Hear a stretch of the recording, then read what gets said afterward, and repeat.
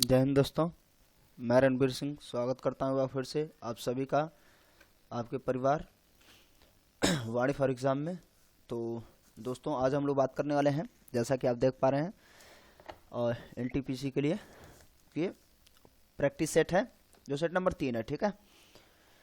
और बाकी सभी एग्ज़ाम के लिए महत्वपूर्ण रहने वाले हैं, जो भी एग्ज़ाम आगामी आने वाले हैं, या कुल मिला के जो भी एग्जाम होंगे जिसमें जीएस पूछा जाता है, सीधी सी बात है, सब में जीएस पूछे जाते हैं, सबके लिए महत्वपूर्ण रहने वाला है ना। तो ठीक है, फिर वीडियो को शुरू करते हैं। उससे पहले यदि आप चैनल पर नए हैं तो आपसे रिक्वेस्ट है कि आप चैनल को सब्सक्राइब कर लें और साथ ही साथ घंटे को भी बजा दें, जिससे आपको जानकारी मिल सकेगी जब भी वीडियोज अपलोड होते रहेंगे, है ना। और दोस्तों के साथ शेयर करना बिल्कुल ना भूलें, लाइक करिए वीडियो को। चलिए शुरू करते हैं, एंड तक देखिए। देखिए, बुद्ध के उपदेश किस भाषा में है, देखिए आपके लिए प्रश्न था, तो इसका करेक्ट आंसर होएगा पाली, इसमें कुछ करना है नहीं, ठीक है। नेक्स्ट, निम्न में से किसने संस्कृत व्याकरण पर एक प्रसिद्ध शोध प्रबंध लिखा। संस्कृत व्याकरण पर ध्यान से देखिए, पाणिनि, पतंजलि, चाणक्य, सुश्रुत। तो इसका जो करेक्ट आंसर होएगा, आप सोच लीजिए आपका क्या होगा। इसका करेक्ट आंसर होगा पाणिनि, ठीक है। तो पाणिनि ने संस्कृत व्याकरण पर प्रसिद्ध हम कहें तो शोध करके उन्होंने लिखा, और ये 8 अध्यायों में था, ठीक है।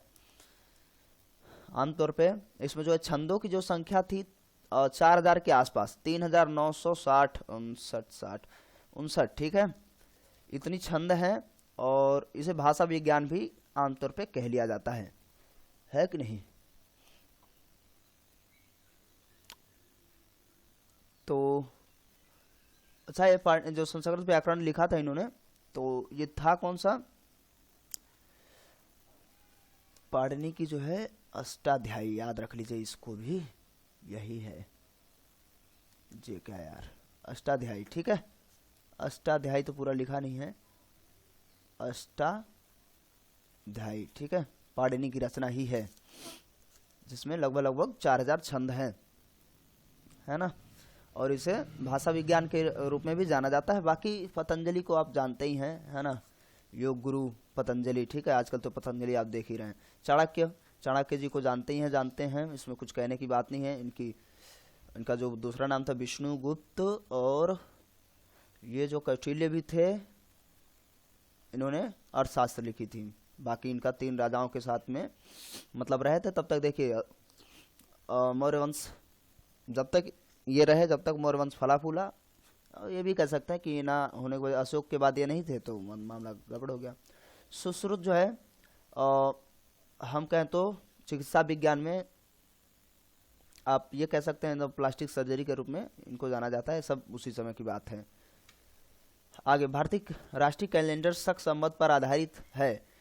ग्रेगोरियम कैलेंडर की तारीख को शक कैलेंडर की तारीख में परिवर्तित करने हेतु उसमें कितने वर्ष जोड़े जाते हैं।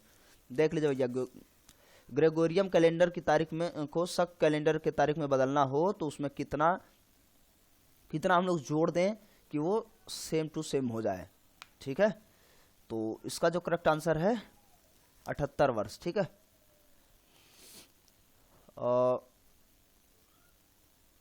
ग्रेगोरियम को आप ऐसे समझने के लिए, राष्ट्रीय कैलेंडर शक समझ जो होता है हम लोगों का, उसमें जो है 78 आप जोड़ेंगे तो यानी कि इसके बराबर में हो जाएगा। तो ये याद रखिए, 78 वर्ष का अंतर है, ठीक है।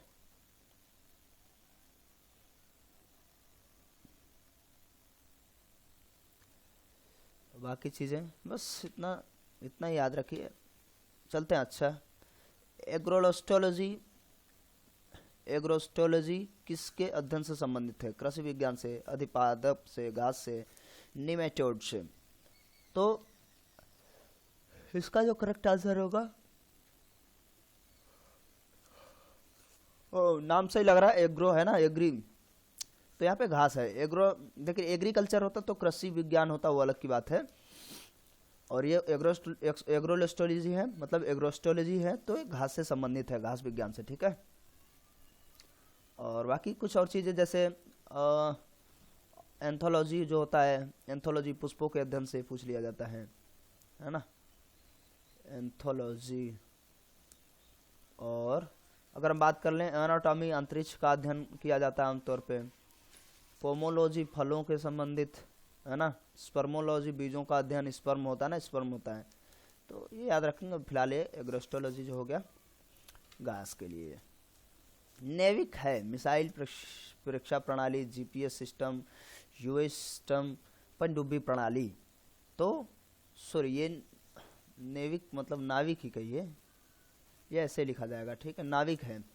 तो नाविक से ऐसा क्लियर हो रहा है कि ये जो क्या हो जाएगा, जीपीएस सिस्टम है। ऐसा पक्का गलत पनडुब्बी के चक्कर में गलतियां हो जाएंगी, ठीक है।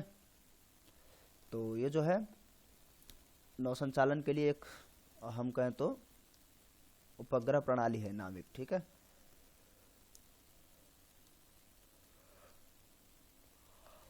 बाकी जीपीएस के हिसाब से उसमें काम होता है।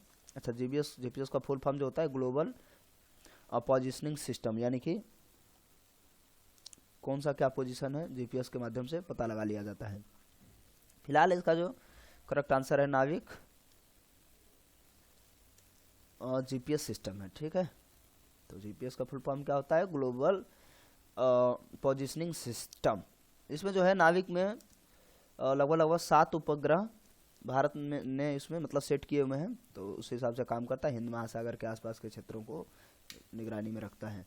गति ऊर्जा एक उदाहरण होगा चलती हुई कार, विद्युत क्षेत्र में एक चार्टर्ड कर्ण, खिंचाव मुक्त रबड़ बैंड, उपयुक्त सभी। तो ऐसे देखिए करेक्ट आंसर आपका सारे के सारे हो गए। गतिज ऊर्जा, चलती हुई कार गतिज ऊर्जा है। विद्युत क्षेत्र में एक चार्टर्ड कर्ण, यानी कि जो कर्ण जो है वो भी विद्युत क्षेत्र में लगातार खींचा जा रहा होगा, तो ये भी हो जाएगा। खिंचाव मुक्त रबड़, देखिए खिंचाव युक्त होना चाहिए यार, यहाँ पे अगर मुक्त है तब तो भैया ये दोनों होंगे, तब तो ये गलत हो जाएगा ना, फिर ये मुक्त नहीं युक्त होगा, ठीक है। ये गलत टाइपिंग हो रखा होगा, क्योंकि हम ये सभी फिर कर ही नहीं पाएंगे, हम दो उसमें ऑप्शन भी नहीं कि पहली दूसरी कर दें, तो ये युक्त होना चाहिए, ठीक है। तो चार्टर्ड कर्ण और चलती कार दोनों गतिज ऊर्जा में है, तो ये मुक्त नहीं युक्त होगा, गलती से गलती हो गई होगी टाइप मैटर से, है ना। चलिए आगे चलते हैं। फिलहाल इसका करेक्ट आंसर 3 हो गया। किसी क्षेत्र की मृदा का निर्माण, अच्छा इसमें बात कर लें, कुछ ये पूछ लिया जाता है। ऐसे एग्जाम्पल देखिए, कितना बढ़िया क्वेश्चन है, आपके गति विषयक तीनों नियमों से पूछ लिया जाएगा, है ना। तो ये भी याद रखेंगे। गति विषयक तीनों नियम क्या होते हैं आमतौर पर? एक तो हम कहें तो जड़त्व का नियम होता है, कोई भी वस्तु अपनी अवस्था में बनी रहना चाहेगी, सीधी सी बात है, प्रथम नियम है न्यूटन का। दूसरे में आमतौर पे क्या होता है, कोई भी वस्तु होती है उसमें ये बल का नियम देता है ना, एम ए ये होता है द्वितीय विषयक नियम। किसी वस्तु द्वारा लगाया गया, किसी वस्तु पर लगाया गया बल उस वस्तु के द्रव्यमान तथा त्वरण के गुणात्मक मान के बराबर होता है, सीधी सी बात है। और तीसरा क्रिया प्रतिक्रिया होता है। तो ऐसा भी वो पूछ सकता है ऐसे एग्जाम्पल दे करके, ना कि परिभाषा के रूप में, ठीक है। चलिए आगे चलते हैं। किसी क्षेत्र की मृदा का निर्माण ज्वालामुखी शैल असिताश्म के अपक्षय द्वारा होता है। तो थार का मरुस्थल, पश्चिमी घाट, दक्कन का पठार, हिमालय क्षेत्र, इसका होगा कौन सा आंसर बताइए। तो ज्वालामुखी शैल से होने का मतलब क्या है, काली मिट्टी, सीधी सी बात है, काली मिट्टी। और यह है दक्कन के पठार में, सीधी सी बात, महाराष्ट्र वाला पूरा एरिया जो है वो काली मिट्टी ही है, दक्कन के पठार ज्वालामुखी शैल से वो बना हुआ है। तो इतना ज़्यादा दिमाग लगाने की जरूरत नहीं है। देखिए इसमें क्या है, पूरा महाराष्ट्र तो होता ही होता है, फिर आंध्रा भी होता है, कुछ आंध्र प्रदेश, गुजरात और एमपी का भी कुछ एरिया, मतलब बहुत ज़्यादा नहीं, और तमिलनाडु का, ठीक है। बाकी जो महाराष्ट्र है वो सारा का सारा आमतौर पर मेनलैंड महाराष्ट्र का ही है। ईस्ट के द्वारा शर्करा का एल्कोहल में बदलना कहलाता है कीटवन, पाश्चरीकरण, एल्कोहलिज्म, उपरोक्त सभी। तो अब देखिए ध्यान से, जो कीट होते हैं ना, कीट कह रहे हैं, ईस्ट जो है वो क्या करता है, किण्वनीकरण करता है। एल्कोहल में बदलने का मतलब सीधी सी बात है किण्वनीकरण होता है। किण्वनीकरण से जैसे बॉडी सड़ने लगती है, स्मेल देने लगती है ना, तो किण्वनीकरण ही होता है, ठीक है। ये हम कहें तो चतुर्थ उपभोक्ता हो जाते हैं ये लोग। बात समझ में आ रही है। T1 T2 T4 और T3 तो बोला नहीं यार मैं, चलिए T3 बोल लीजिए, ठीक है। तो इस तरीके से होता है रीजनिंग में ऐसे क्वेश्चन बनते हैं। चलिए आगे चलते हैं हम लोग। राज्यसभा का सदस्य बनने के लिए न्यूनतम आयु कितनी होनी चाहिए? तो सीधा ऑप्शन भैया 35 वर्ष है ना। और लोकसभा के लिए इसमें देखिए 30 वर्ष इधर है, तो 25 वर्ष होना चाहिए, ठीक है। बाकी 21 वर्ष में आप 18 वर्ष में आमतौर पे देखिए यहाँ पे 30 को ध्यान में मत, एक मिनट क्या गड़बड़ हो गया यार, 35 नहीं होगा, 30 वर्ष होगा राज्यसभा और लोकसभा 25 वर्ष, ठीक है, ये याद रखेंगे। थोड़ी सी देखिए गलती से गलती हो रही है ना। और ये जो है संविधान के हम बात कर लें तो 84 आर्टिकल नंबर 84 में बताया गया है कि कोई भी संसद का किसी और संसद का सदस्य होने के लिए ये उम्र जो है ये क्राइटेरिया दिया गया है। ये 35 नहीं, ये तो राष्ट्रपति वगैरह के लिए हो जाता है। चलिए छोड़िए, आगे चलते हैं हम लोग। निम्नलिखित में से कौन सा राष्ट्रीय विकास परिषद का सदस्य नहीं है? राष्ट्रीय विकास परिषद का सदस्य होना, देखिए प्रधानमंत्री है, नीति आयोग का 10 सदस्य होते हैं, क्योंकि नीति आयोग के अध्यक्ष कौन हो जाएंगे? प्रधानमंत्री ही। और राज्य का मुख्यमंत्री भी होता है राष्ट्रीय विकास परिषद का सदस्य, जबकि भारत का राष्ट्रपति नहीं होता है। करेक्ट आंसर ये होगा, ठीक है, नहीं होता है मतलब वही आंसर है। टैक्स आधार में वृद्धि के अनुरूप कर की दर बढ़ने का क्या कहा जाता है? तो जब ऐसे देखिए टैक्स आधार में वृद्धि होनी है तो उसमें जो है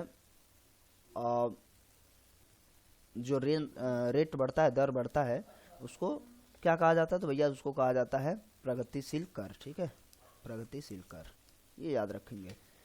ये आपके लिए प्रश्न, विक्रमादित्य की उपाधि किसने धारण करी थी? अशोक, चंद्रगुप्त, बिंदुसार, समुद्रगुप्त। ABCD करके आप आंसर दे सकते हैं, ठीक है, 1 2 3 करके भी आप आंसर दे सकते हैं, नाम भी ले सकते हैं। कमेंट जरूर करिएगा और देखते रहिए वीडियो को, चैनल को सब्सक्राइब रखिए, नोटिफिकेशन बिल को हिट रखिए और शेयर करिए ज़्यादा से ज़्यादा दोस्तों के साथ, ठीक है। तो बस आज के लिए इतना ही, मेहनत करते रहिए, मिलते हैं अगले वीडियो में, तब तक के लिए नमस्कार, जय हिंद, जय भारत।